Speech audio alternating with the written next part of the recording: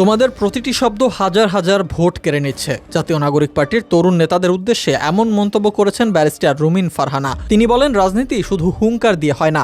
এই বড় বড় হুঙ্কার মানুষ ভালোভাবে নেয় না। এসব হুঙ্কার তখনই গ্রহণযোগ্য যখন তা জুলুমের বিরুদ্ধে উচ্চারিত হয়।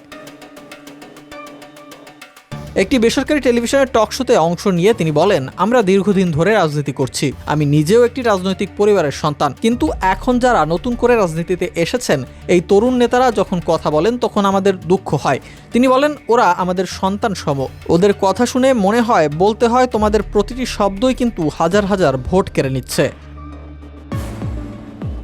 অতীতের প্রসঙ্গ টেনে তিনি বলেন, একসময় রাজারা রাজ্য শাসন করতেন, আর একজন রাজাকে তৈরি করতে থাকতো যুদ্ধবিদ্যা, জ্যোতির্বিদ্যা, কূটনীতিতে পারদর্শী শিক্ষকদের দ্বারা দীর্ঘ প্রশিক্ষণ।